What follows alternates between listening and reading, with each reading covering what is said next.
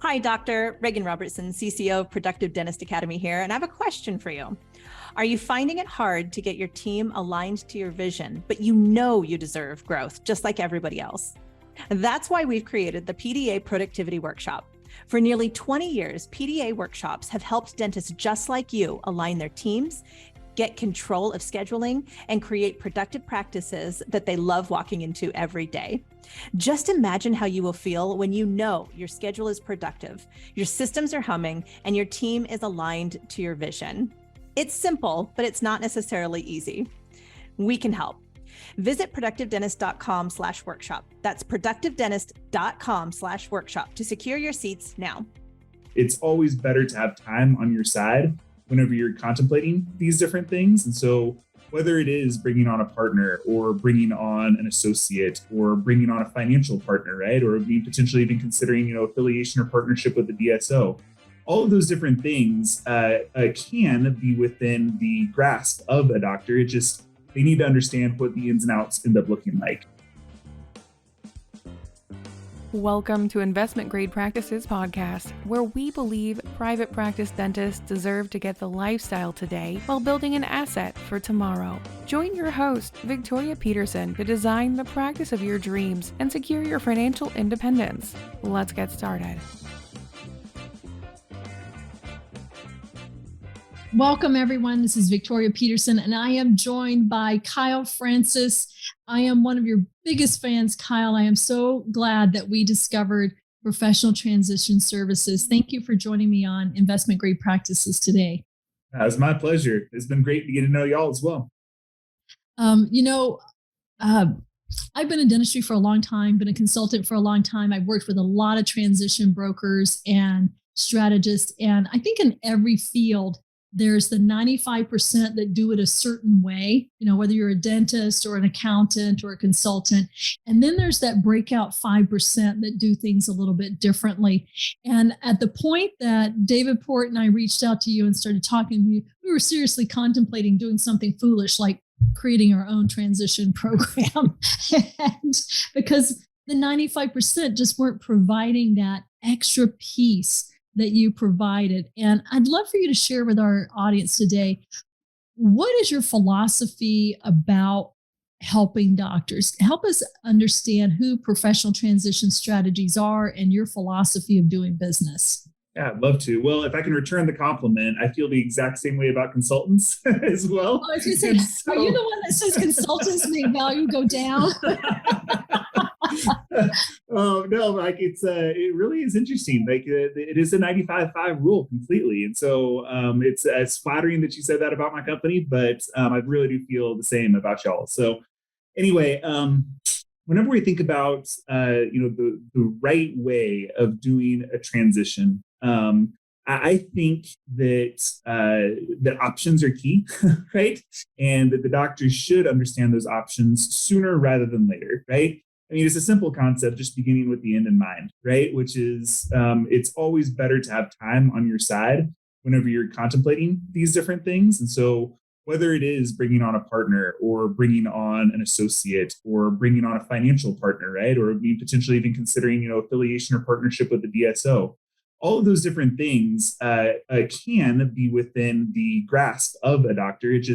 They need to understand what the ins and outs end up looking like, right? And so if I kind of live out what I'm really passionate about, which is going to be helping doctors make a really good decision for their life going forward, my thought is I want to start with all of the information about the practice.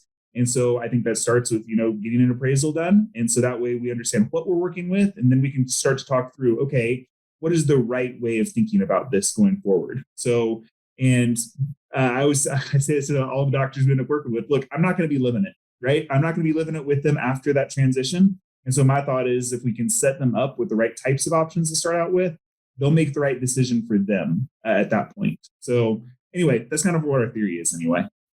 Well, I want to put a highlight on that. I see very few brokers who talk about options. What I hear the mainstream narrative is, you're ready to sell your practice, I will find you a buyer. It's very transactional. It's very almost like real estate based mentality. And I've heard a lot of, and there are great I'm not throwing anybody under the bus here. There are great transition specialists outside your company, but Completely. you do things a little different. And this options is one. One of the things you taught me is you've got a great practice. You should host a beauty contest. Like, why would you take the first offer that comes along? You spent 20 years, 30 years of your blood, sweat, and tears. I can get you multiple offers. How do you get doctors multiple offers on their practice? Yeah, well, so look, this is not a new concept, right? So consolidation has been happening for the last 15 years or so within the dental world, and really has heated up over the last 10, extremely heated up in the last 5. And if you think about it, the way that we've thought about transitions over the course of the last 15 years, to start out with, was going to be, originally, my very first deal, I had one option for that doctor, which is going to be, at some point or another, they're either going to sell all or part of their practice to another dentist, right? Not the worst thing in the world, by the way, right? That can be a good transition way, or a good way of thinking about transitions. However, with the advent of private equity investment into this space, essentially what it's done is it's opened up all sorts of different avenues for that doctor to consider. Yes, there are still individual options to consider, right? Whether you want to sell all or part of a practice to an individual, but you could sell all of a practice to a DSO. You might do a joint venture with them. You might want to have, take some chips off of the table and roll some equity in with them and go into an equity platform that ends up running a lot more smoothly, de-risking yourself at the exact same time, growing faster than what you can currently do. So I would also say competition has been driving this a fair amount as well.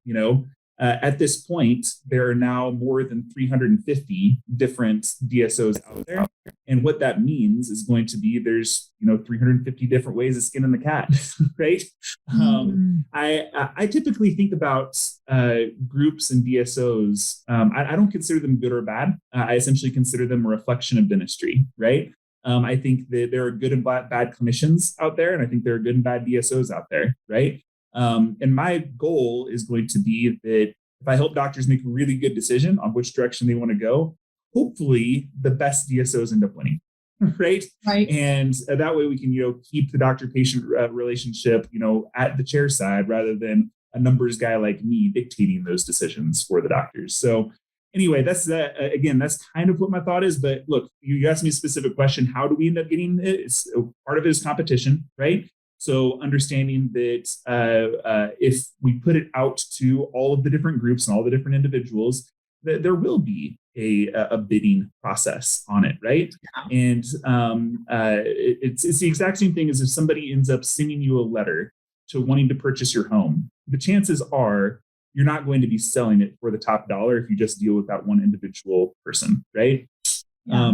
If you take it out to the market, what you will end up seeing is going to be the practice or the purchase price will be levered up, right? Just because of just kind of simple supply and demand, right? Yes. So because of the consolidation, because of the competition, what we found is going to be, it's actually pretty easy to drive the price point up to what we believe the market price should be on that practice. So how many practices a year do you look at?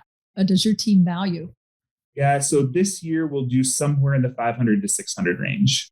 Wow. So you're looking at 500 potential practices a year. And how many do you take to market? And like, some people just aren't ready, right? Sometimes you look at it and say, give this another year or two. Sometimes very much so. They're past their prime. Wow, you should have found me a year or two ago. So what do you think is, when you hit that sweet spot and you go, wow, this is going to be really fruitful, what is the doctor doing to prepare, and how long? You said give yourself time. It's better to have time on your side. What does that mean?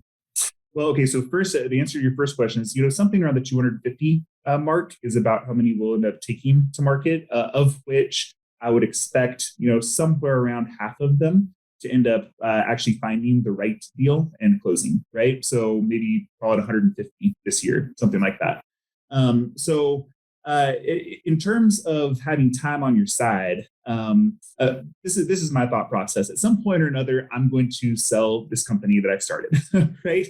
Whenever I do so, I'm very hopeful that I'll be able to listen to my own advice, have somebody take this business out to market, because there's this funny thing out there called founder syndrome. Are you familiar with that concept at all? Okay, yeah. So founder syndrome is kind of crazy. So I just lived it with my dad, who just sold his last company, right? And so, you start up something or you bought something, and it really kind of becomes kind of like a member of the family to you in a way, right? There's all these kind of emotional heartstring things that end up being ingrained in it.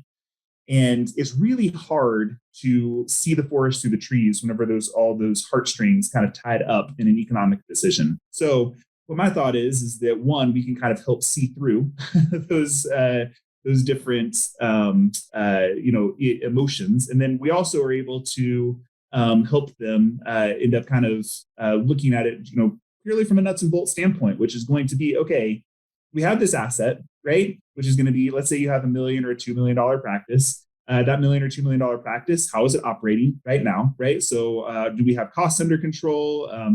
Is it kind of humming the way that we want it to hum? And then we say, okay, does it make sense to evaluate what types of options you have in terms of a transaction, right? How much longer are you wanting to continue to work? Is it 3 years? Is it 5 years? Is it 10, right? And then what we can do is we can compare apples to apples, right? Which is we put together a scorecard that essentially breaks down their total financial outcome if they end up thinking about transacting with one of the individuals or groups. And then what happens if you just keep on rocking it by yourself, right? Because that's still a completely and totally viable option, right? And then finally, does it make sense to do some work on the practice before you end up bringing it to market, right? We end up having the conversation quite often that says, okay, well, your lab and supplies are out of control. Looks like your payroll is just as much so. If we end up bringing it to market, somebody is going to be giving you a lower offer than what you could get potentially in the next year or two if you do the work on the practice. Now, does that mean that you end up raising revenue in order to make it commensurate with the cost structure? Does that mean that you need to cut some costs? Look, we can give advice on that kind of stuff. We're not the implementation experts. That's where y'all come in, right? Anyway, that's I think that having that type of conversation is a valuable one, because if you have it sooner rather than later, you aren't just stuck, saying, "Hey, I want to sell my practice in the next 6 months." At that point, it does just become a transaction. Yeah.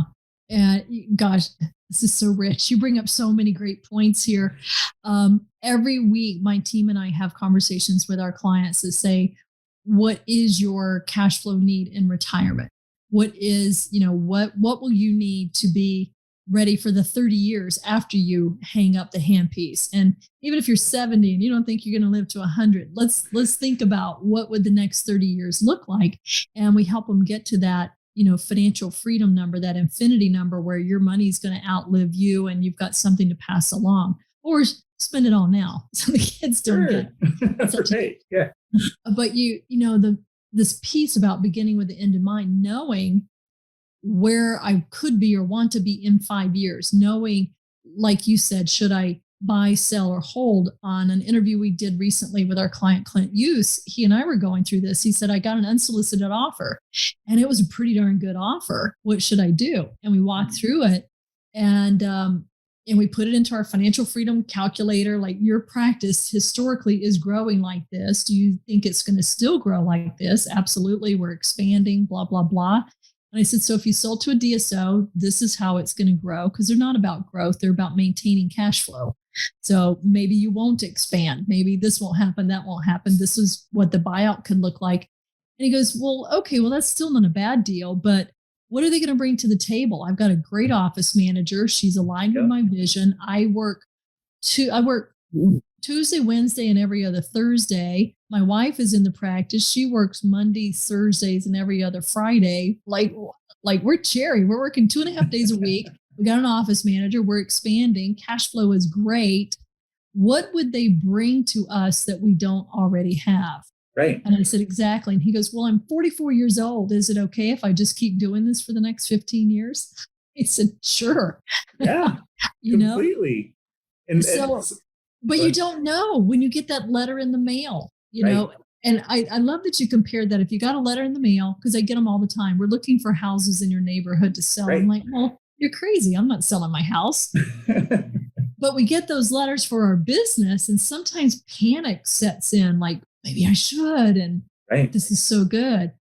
I love that you take such a methodical approach to it. I love the concept of the scorecard that includes where do you want to be emotionally? What else is going on in your life? What are your values?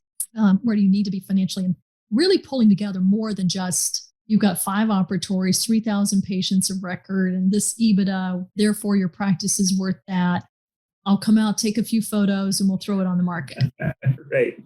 Well, I mean, quite frankly, it's just not very intellectually stimulating either, right? Whenever you think about it that way, it's just kind of a boring type of deal. But so maybe to follow through on what you were talking about with the letter, I remember early on in my career, I was asked to speak at a couple different dental schools and about just kind of how to buy a practice, right? So what I'm seeing out there, those kind of things. And one of the pieces of advice that I used to give was going to be, look, if you want to go to a certain place, a really smart thing to do, if I were in your shoes, what I would do is I would send out a whole bunch of letters, right? I would just send out letters like crazy and see if you can get a bite. And the reason being is twofold. One, you'll have options, right? And then thing two is most likely you're going to get a good deal, right? If you end up doing that, because you're kind of usurping the market in a way, right? And so whenever you think about the DSOs going out and, sending out letters and communications directly to doctors, they're just taking that strategy, which, by the way, is in their best interest, right? Yeah. And they should. If you're thinking about buying something, you want to buy it for as less as you can, right? And if you have to compete, then you have to compete, right? But essentially, whenever I think about the types of processes that we run, I know for sure that the other practices that group has bought, on their own are helping fund my transaction, right? I know for sure they are, right? And so, and that's a good thing for the clients that we have. And look, here's the thing: it's not like the other doctors didn't get a good deal or a deal that they wanted or anything like that. But the chances that they were able to make the market on it, but that group has done that 100 times, and you've now sold your first practice, right? It's just a little bit of a different type of agency there. And that's one of the things we're doing with our IGP platform and teaching doctors how to become investment grade.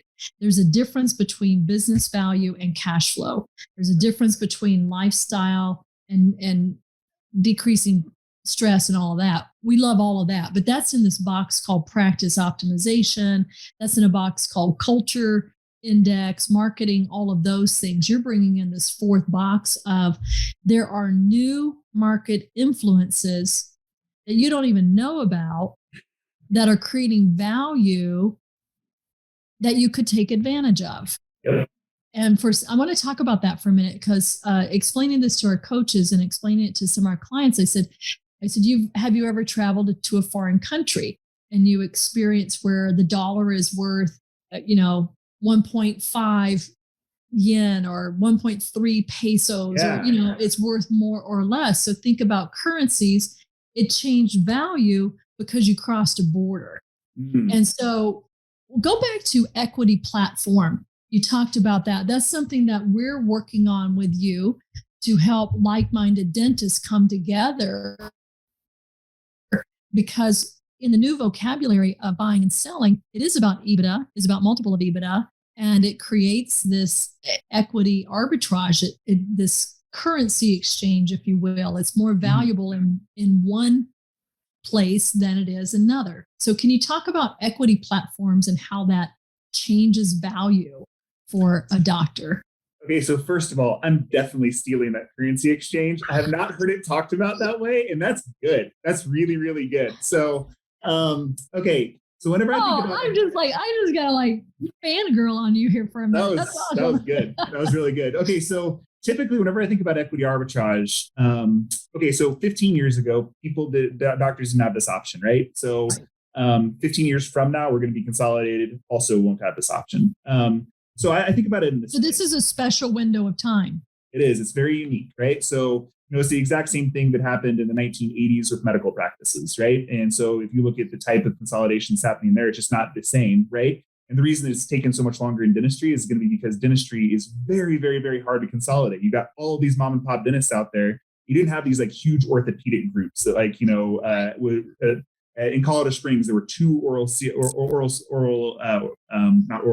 orthopedic groups out there, right? So if I look at it this way, I think of equity arbitrage in terms of risk and in terms of reward. So from a risk standpoint, let's say the practice is kind of like an Apple stock, right? Apple stock grows really nicely, provides a really nice return for anybody who holds it.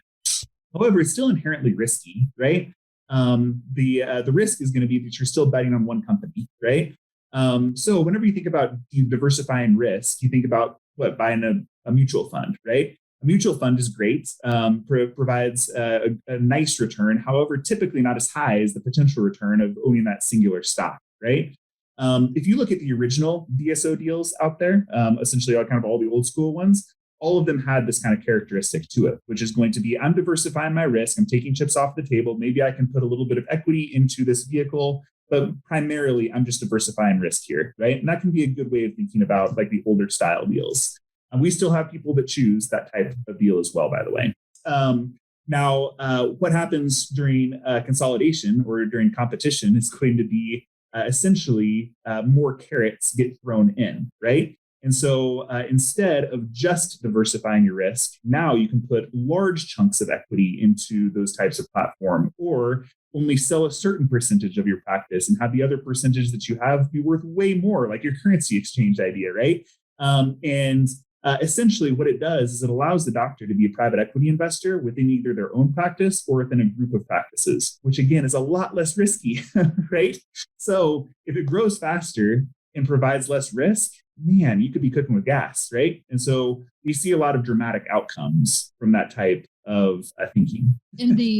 And like you said, in the original versions, groups and private equity and DSOs, they were kind of aggregated around geography. You would see them kind of locus in to an area, right? Yep. And Wisconsin's a great example of that. It's probably one of the first DSO areas, and they've got cherries and apples and mids and everything is out there.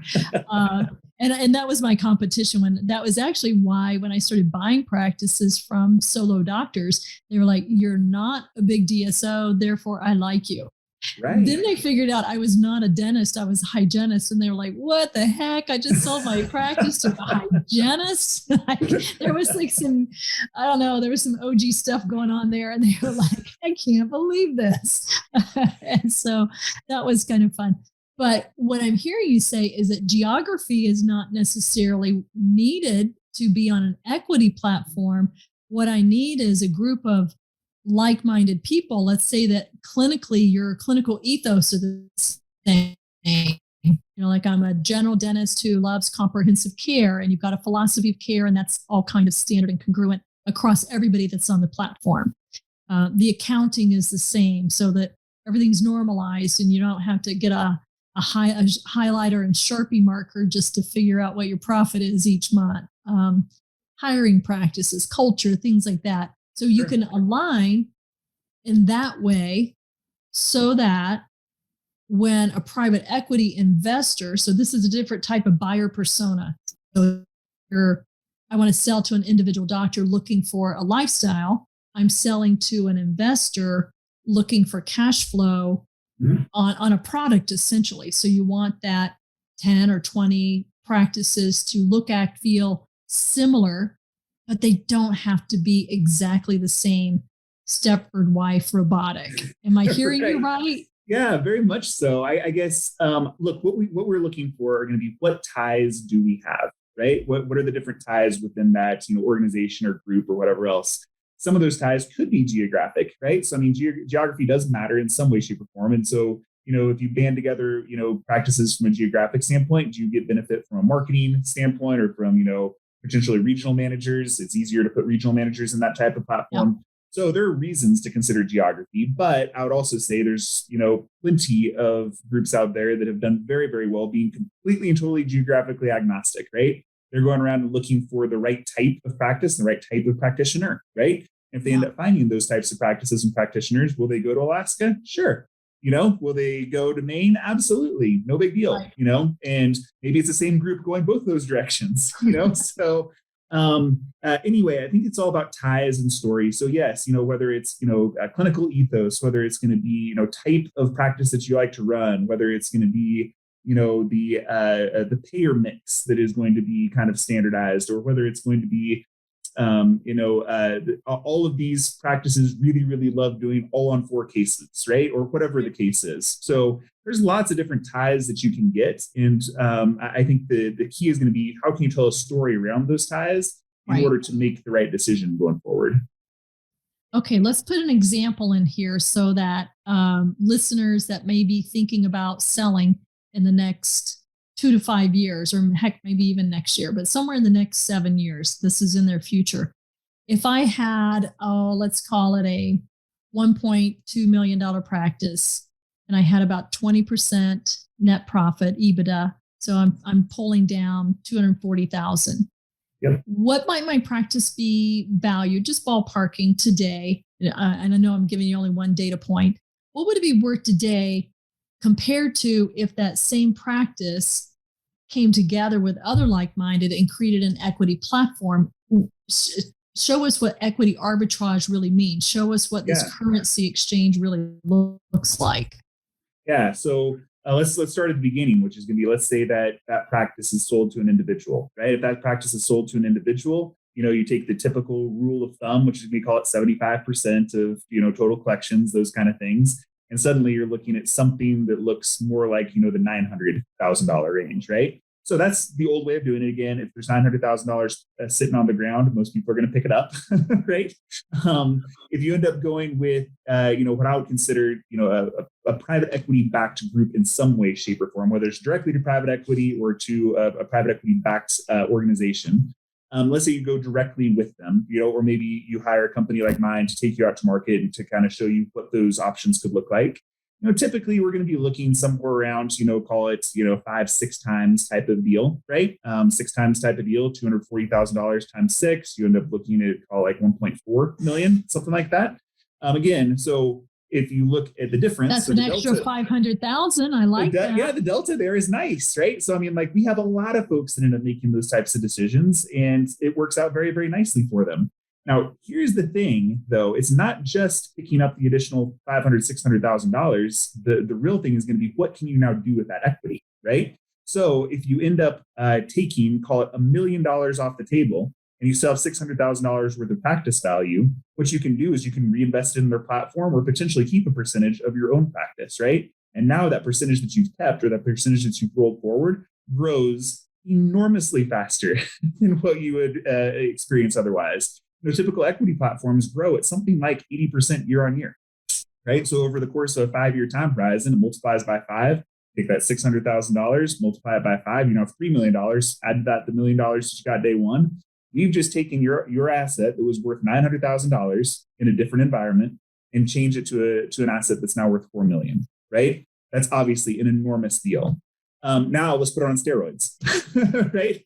So we put it on steroids. The way we do that is going to be, if we end up kind of maybe binding together like-minded dentists, right? And we end up bringing together, 10, 20, 30 practices simultaneously, it's worth way more to a private equity group. The reason being is they don't have to go around and pick off each one individually. It takes a lot of time, effort, and energy to do that. And time is the biggest thing. They only have use of those funds for like a 5-year time horizon. They need to be efficient with their time in order to make this work.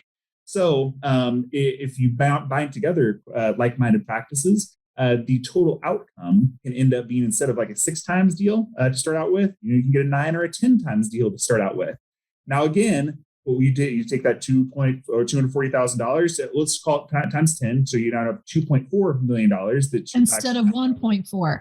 Instead of 1.4. Yep. So just because I said, Kyle, you and I get along, why don't we sell together or be on a similar platform together? That's all we have to do is say, I like you, you like me. We work together nicely.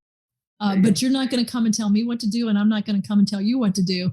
But we're on the same platform together. Yep. You're working together. So there's value in the collaboration. There's value in the agreement of standardize. So you don't have to scale your individual practice 10 times. You join others and you scale together. There you go.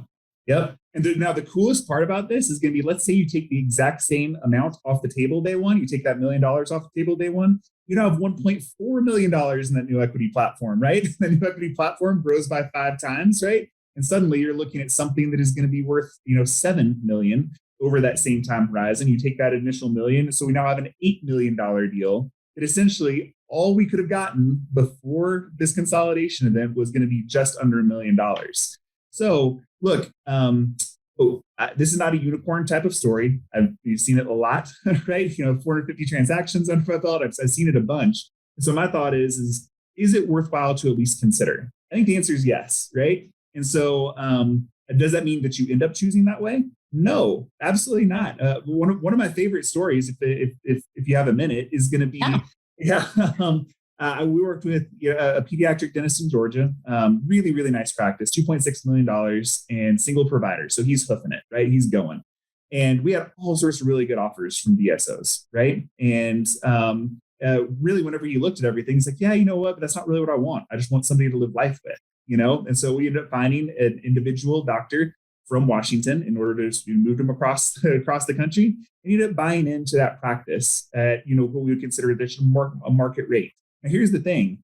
The guy who sold didn't make the wrong decision, right? He made the right decision, and he made the right decision for him. Now, were there more financially consequential type of things that he could have done? Absolutely. But that's not what he was looking for. So my thought is that, again, if you have the full gamut to choose from, it'll make the right decision more apparent.